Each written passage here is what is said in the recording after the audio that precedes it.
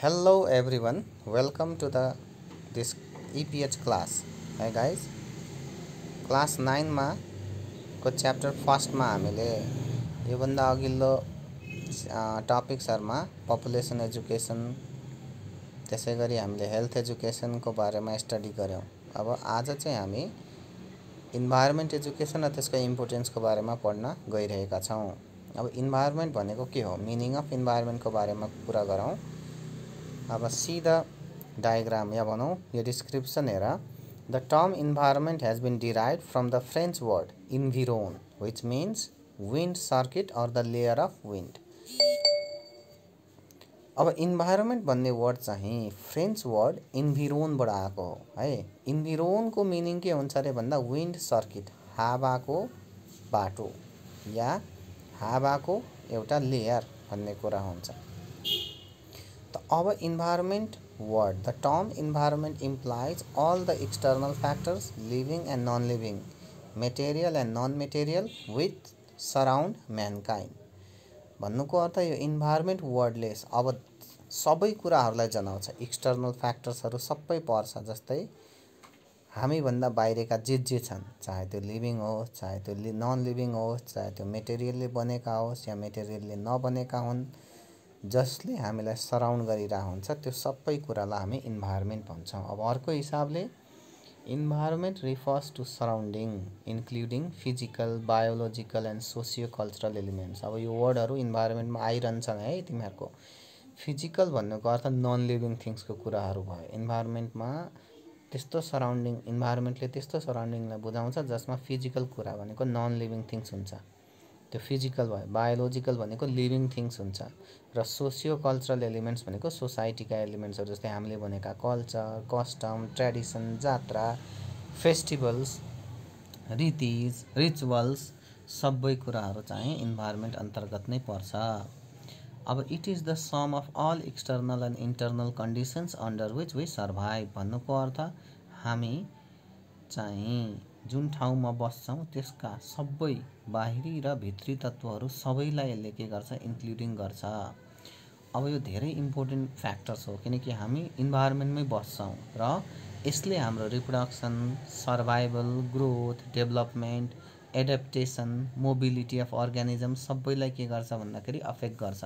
Reproduction भनेको तिमीहरूलाई थाहा छ, बच्चा पाउने कर्मदेखि लिएर सर्भाइभल भनेको बाँच्नु, ग्रोथ भनेको सानोबाट ठुलो हुनु, बिल्ड हुँदै जानु, डेभलपमेन्ट भनेको पोजिटिभ चेन्ज, प्रोग्रेसिभ चेन्ज आउनु, एडेप्टेसन भनेको ठाउँ अनुसार त्यहाँ एडजस्ट भएर बस्न सक्नुलाई एडेप्टेसन भन्छ, र मोबिलिटी अफ अर्गानिजम भनेको मुभमेन्ट, को कति मुभ गर्छ भन्ने कुरा, सबै कुरा कसले डिटरमाइन गर्छ, हाम्रो इन्भाइरोमेन्टले गर्छ। संसारमा कुनै पनि लिभिङ अर्गानिजम इन्भाइरोमेन्ट बिना बाँच्नै सक्दैन। इन्भाइरोमेन्ट यहाँ मिनिङ या इन्भाइरोमेन्ट अब जुनसुकै ठाउँमा गए पनि उसको छेउछाउको कुरा त इन्भाइरोमेन्ट भयो। त इन्भाइरोमेन्टै बिना ल भ्याक्युमको कुरा गरौँ न, जहाँ केही पनि छैन रे, स्पेसमा लगेर छोडिदियो, त्यहाँ त ऊ बाँच्नै सक्दैन। त अहिले ऊ जुन कुराले सराउन्डिङ भएर बाँचिरहेछ त्यो कुरा इन्भाइरोमेन्ट चाहिँ उसलाई हुनै पर्यो। यो नै हाम्रो नेचुरल ह्याबिट्याट हो, किनकि प्रकृतिले हामीलाई यस्तै ठाउँमा के गरेकी छिन् भन्दा हुर्काएकी छिन्, बढाएकी छिन्, जन्माएकी छिन्। त्यही भएर यो हाम्रो नेचुरल ह्याबिट्याट हो रे। इन्भाइरोमेन्ट चाहिँ नेचरको ब्युटिफुल क्रिएचर हो। अब एक प्रकारको इन्भाइरोमेन्ट पनि नेचरकै एउटा अभिन्न अङ्ग नै हो भनौँ न, जुनमा लिभिङ, भिजिबल, इन्भिजिबल सबै अब्जेक्ट्सहरू हुन्छ। अब इन्भाइरोमेन्टको कन्सेप्टमा अघि भने तीनटा कुरा हुन्छ। इन्भाइरोमेन्टमा फिजिकल हुन्छ, बायोलोजिकल हुन्छ, सोसियो कल्चरल भनेको इकोनोमिकल, पोलिटिकल सबै त्यस अन्तर्गत पर्छ। फिजिकलमा वाटर पर्यो, नन लिभिङ थिङ्समा सोइल पर्यो, एयर पर्यो, टेम्परेचर पर्यो, बिल्डिङ पर्यो, रोड पर्यो, फ्याक्ट्रिजहरू पर्यो। अनि बायोलोजिकलमा माइक्रोब्स भनेको माइक्रो अर्गानिजम, एकदमै सानो सानो पार्टिकल्सहरू, अर्गानिजम्सहरू जस्तै ब्याक्टेरिया, भाइरस पर्यो, प्लान्ट्सहरू, एनिमल्सहरू, ह्युमन्सहरू सबै बायोलोजिकलमा पर्यो। सोसियो कल्चरल, पोलिटिकल र इकोनोमिकलमा चाहिँ ट्रेडिसन्स पर्छ, कस्टम्स पर्छ, भ्याल्युज पर्छ, बिलिफ पर्छ, इकोनोमिक स्ट्याटस पर्छ, पोलिटिकल कमिटमेन्ट पर्छ, राजनीतिक अवस्थाहरू कस्तो कस्तो छ, इकोनोमिक अवस्था कस्तो छ, त सबै कुराहरू चाहिँ केमा पर्यो भन्दाखेरि सोसियो कल्चरल र पोलिटिकल र इकोनोमिक कुराहरूमा पर्छ। अनि इन्भाइरोमेन्ट चाहिँ दुई प्रकारको हुन्छ। एउटा चाहिँ नेचुरल इन्भाइरोमेन्ट, अर्को चाहिँ man made environment. Natural environment भन्नुको अर्थ जस्तै हामी जङ्गल इमेजिन गरौँ न, जङ्गलमा गयो भने त्यसको सराउन्डिङ कसले बनाएको छ त? नेचरले बनाएको छ। तर हामी सहरमा आयो भने हाम्रो छेउछाउको बिल्डिङ, रोड कसले बनाएको हुन्छ? मान्छेले बनाएको हुन्छ। त्यो म्यान मेड इन्भाइरोमेन्ट भयो। नेचुरल इन्भाइरोमेन्टमा विभिन्न कुराहरू पर्छ, जस्तै हाम्रो हावाको सतहहरू, एटमोस्फियरहरू, बायोस्फियरहरू, लिभिङ अर्गानिजम्स, हाइड्रोस्फियर भनेको पानीहरू, लिथोस्फियर भनेको जग्गा जमिनहरू, त्यो सब कसले बनाएको? त्यो इन्भाइरोमेन्ट कसले बनाएको भन्दाखेरि नेचरले बनाएको। त्यही भएर नेचुरल इन्भाइरोमेन्ट भयो। नेचुरल इन्भाइरोमेन्ट चाहिँ अर्थले आफै क्रिएट गरेको हो, नेचुरल प्रोसेसबाट। भने म्यान मेड इन्भाइरोमेन्ट ह्युमन बिङले बनाउँछ। अब नेचुरल रिसोर्सेसको युटिलाइज गरेर, त्यो होइन आफैले बनाउँछ। नेचुरल रिसोर्सेसको युटिलाइज गरेर ह्युमन बिङले बनाउने इन्भाइरोमेन्टलाई हामी के भन्छौँ भन्दाखेरि म्यान मेड इन्भाइरोमेन्ट भन्छौँ। Human beings have created various kinds of environment. अब त्यही इन्भाइरोमेन्टमा फरक हुनसक्छ। सोसियल इन्भाइरोमेन्ट हुनसक्छ, कल्चरल इन्भाइरोमेन्ट हुनसक्छ, पोलिटिकल इन्भाइरोमेन्ट हुन्छ, इकोनोमिकल इन्भाइरोमेन्ट हुन्छ। त्यहाँ कस्तो सिचुएसन क्रिएट हुन्छ त्यो अनुसारको इन्भाइरोमेन्ट त्यहाँ बन्दै जान्छ। These two distinct environments are interrelated to each other and constitute a complex whole. त्यो त हो, यो इन्भाइरोमेन्टहरू एकअर्कासँग एकदमै इन्टर रिलेटेड हुन्छन् र दुवै मिलेर एकदम कम्प्लिकेटेड रिलेसनसिप्सहरू मेन्टेन गरिरहेका हुन्छन्। अब तल चाहिँ भन्नाले अघि दिएको फिगरमा चाहिँ एक्सप्लेन गरिएको छ। अब डेफिनेसन्सहरू हेरौँ इन्भाइरोमेन्टको। अक्सफोर्ड डिक्सनरीले इन्भाइरोमेन्टलाई कसरी डिफाइन गर्छ? Environment is the natural world in which people, animals and plants live. P गिसबेस्टले environment is the unit of influencing physical or living surrounding. E J रोजले environment is the external force of influencing living beings. र R C शर्माले environment is the interaction between living and non living things. अब हेरौँ, कुरा उस्तै नै हो, तर विभिन्न ठाउँबाट विभिन्न डेफिनेसन्सहरू आएको छ। अक्सफोर्ड डिक्सनरीले के भन्यो? इन्भाइरोमेन्ट चाहिँ एउटा नेचुरल वर्ल्ड हो अरे। नेचुरल वर्ल्ड भनेको नेचरले बनाएको होल वर्ल्ड, जसमा मान्छे, एनिमल्स, प्लान्ट्स के हुन्छ? बाँच्छ। पी गिसबेस्टले चाहिँ इन्भाइरोमेन्टलाई चाहिँ फिजिकल या लिभिङ सराउन्डिङ को एउटा इन्फ्लुएन्सिङ युनिटको रूपमा के गर्छ? डिफाइन गर्छन्। इजे रोजले के भने? लिभिङ अर्गानिजमलाई जुन एक्सटर्नल फ्याक्टरले इन्फ्लुएन्स गर्छ, प्रभाव पार्छ, त्यसैलाई इन्भाइरोमेन्ट भनिन्छ। भने आरसी शर्माले लिभिङ र नन लिभिङ बिचको इन्टरेक्सनलाई नै उनले के भने? इन्भाइरोमेन्ट भनेका छन्। It is thus concluded that environment is the valuable gift of nature as well as creation of man. It consists of all things that surround us. It is made up of all living organisms and non-living objects. Human beings are a part of biological environment. Humans have enough capacity to destroy, conserve and preserve the environment. Hence, people should learn to save environment for their sustainable living. अब environment भनेको नेचरले हामीलाई दिनुभएको या दिएको एकदमै महान gift हो र मान्छेको पनि क्रिएसन हो, किनकि म्यानमेड इन्भाइरोमेन्टको पनि कुरा गरेका छौँ। यसलाई हामीलाई चाहिने कुराहरू, हाम्रो छेउछाउमा भएको कुराहरू, त्यो सबै नै हाम्रो इन्भाइरोमेन्ट हो। यो लिभिङ नन लिभिङ सबै मिलेर बनेको हुन्छ। हामी पनि यही इन्भाइरोमेन्टको पार्ट हो र हामी चाहिँ एकदम बुद्धिमान प्राणी भएको भएर हामीसँग यही इन्भाइरोमेन्टलाई डिस्ट्रोय गर्ने, कन्जर्भ गर्ने, प्रिजर्भ गर्ने सबै पावरहरू हुन्छ। तब पावरहरू छ भने हामी केले गर्नु पर्यो? हामी मिलेर, सबै मान्छेहरू मिलेर इन्भाइरोमेन्टलाई कन्जर्भ गर्नु पर्यो, ताकि हाम्रो लाइफ चाहिँ पछिसम्म, फ्युचर जेनेरेसनसम्म पनि सजिलो होस्।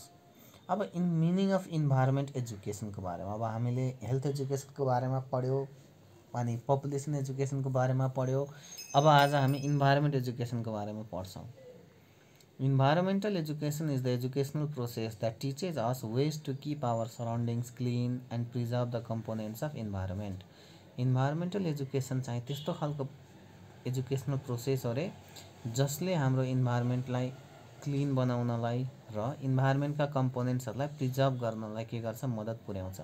इन्भाइरोमेन्टल एजुकेसन चाहिँ अर्गनाइज्ड इफोर्ट हो रे जसले नेचुरल इन्भाइरोमेन्ट कसरी फङ्सन गर्छ भन्ने कुरा सिकाउँछ र इकोसिस्टमलाई चाहिँ हामी ह्युमन्सहरूले कसरी जिन्दगी राम्ररी बाँच्नलाई म्यानेज गर्न सक्छौँ भनेको, त्यसलाई व्यवस्थित राख्न सक्छौँ त्यस्तो कुराहरू कसले सिकाउँछ हामीलाई भन्दा इन्भाइरोमेन्टल एजुकेसनले सिकाउँछ। इन्भाइरोमेन्टल एजुकेसन पनि मल्टिडिसिप्लिनरी फिल्ड हो। पपुलेसन एजुकेसन जसरी मल्टिडिसिप्लिनरी फिल्ड थियो हामीले पढ्यौँ, त्यसै गरी नै इन्भाइरोमेन्ट एजुकेसन पनि के हो, मल्टिडिसिप्लिनरी फिल्ड हो रे। जस्तै त्यसमा बायोलोजी, केमिस्ट्री, फिजिक्स, इकोलोजी, अर्थ साइन्स, एटमोस्फेरिक साइन्स, जियोग्राफी लगायत विभिन्न फिल्डहरू यसमा पर्छ। र यो चाहिँ स्कुल सिस्टममा पनि पढाउँछ। जस्तै अहिले तिमीहरूले पढाइरहेछ र यो चाहिँ सबै पब्लिकलाई यसको बारेमा आइडिया दियो भने मात्रै ह्युमन बिङ्सहरू, पब्लिकहरूले मिलेर इन्भाइरोमेन्टको इम्पोर्टेन्स थाहा पाउँछन् र यसको प्रोटेक्सनमा काम गर्छन्। त्यही हो मेन टार्गेट इन्भाइरोमेन्टल एजुकेसनको। पहिलो अर्थ डे चाहिँ अप्रिल 22, 1970 चाहिँ मनाइएको थियो, जसले अहिलेको जुन आधुनिक इन्भाइरोमेन्टल एजुकेसन छ नि मुभमेन्ट, त्यसलाई जन्म दियो रे। त्यसपछि नेसनल इन्भाइरोमेन्टल एजुकेसन एक्ट बन्यो है। यो विभिन्न नीति नियमहरू बन्छ है, अनि मात्रै काम हुन्छ। त्यो नीति नियमले विभिन्न देश ठाउँहरूमा विभिन्न परिस्थितिहरूले बनाएर नीति नियम कानुनहरू बनाएपछि मात्रै कन्ट्रोल गर्न सकिन्छ मान्छेहरूलाई, नत्र मान्छेहरू गर्दैनन्। त पहिला यस्तो एक्टहरू बन्यो, अनि यस्तो एक्ट बनेपछि मात्रै युएसमा इन्भाइरोमेन्टल एजुकेसनलाई स्कुल लेभलमा पढाउन थालियो। त्यसपछि चाहिँ इन्भाइरोमेन्टल एजुकेसनले चाहिँ युनाइटेड नेसन कन्फरेन्स जुन स्टकहोममा भएको थियो 1972 को जुन महिनाको 5 देखि 16 तारिकको बिचमा, त्यो कन्फरेन्समा त इन्भाइरोमेन्टल एजुकेसनले आफ्नो मान्यतालाई नै प्राप्त गर्यो। म पनि एक्जिस्टेन्समा छु है भन्ने कुरा, या भने इन्भाइरोमेन्टल एजुकेसन पनि छ है भन्ने कुरा मान्छेहरूले त्यतिखेर यसलाई माने। त्यसपछि यही कन्फरेन्सले इन्भाइरोमेन्टल एजुकेसनलाई चाहिँ ग्लोबल इन्भाइरोमेन्टल प्रब्लमलाई सल्भ गर्ने टुलको रूपमा चाहिँ प्रयोग गर्ने कुरा गर्यो। त्यसपछि इन्भाइरोमेन्टल एजुकेसनको कोर्समा चाहिँ 3टा मेजर डिक्लेरेसन भनौँ, 3टा मेजर उपलब्धिहरू युनेस्को र युएनइपी। युनेस्को भनेको United Nations Educational Scientific and Cultural Organization र युएनइपी भनेको युनाइटेड नेसन्स इन्भाइरोमेन्ट प्रोग्रामले 3टा मेजर कुरा चाहिँ त्यसपछि इन्भाइरोमेन्टल एजुकेसनको निकाले। युनेस्कोले के भन्छ भन्दाखेरि इन्भाइरोमेन्टल एजुकेसन चाहिँ पब्लिक अवेरनेस इन्हान्स गर्नलाई एकदमै इम्पोर्टेन्ट छ। भनेको जनताको वातावरणप्रतिको जागरुकता, वातावरणप्रतिको नलेज बढाउनलाई इन्भाइरोमेन्ट एजुकेसन एकदमै इम्पोर्टेन्ट छ। यसले चाहिँ future global developments of quality of लाइफको रोललाई सुधार्नलाई या सेफगार्ड गर्नलाई चाहिँ एकदमै ठुलो रोल खेल्छ। र यो चाहिँ कसरी हुन्छ रे भन्दाखेरि चाहिँ इन्भाइरोमेन्टल एजुकेसनको माध्यमबाट इन्भाइरोमेन्टलाई प्रोटेक्ट गरेर, थ्रु द प्रोटेक्सन अफ इन्भाइरोमेन्टबाट चाहिँ के गर्न सकिन्छ रे भन्दा future global developments of quality of लाइफलाई सेफगार्ड गर्न सकिन्छ रे। सेफगार्ड भनेको बचाउनु, केलाई बचाउने? Future global developments of quality of लाइफलाई। Environmental education is the process of recognizing values and clarifying the concept to develop skills and attitudes necessary to understand and appreciate the interrelation among human beings, their culture and biophysical surrounding रे। Environmental education एउटा process हो रे, प्रक्रिया हो रे, एउटा निरन्तर चलिरहने प्रक्रिया हो रे, जसमा हामी सर्टेन भ्याल्युजहरूलाई चिन्छौँ र कन्सेप्टहरूलाई के गर्छौँ भन्दाखेरि चाहिँ क्लियर गर्छौँ।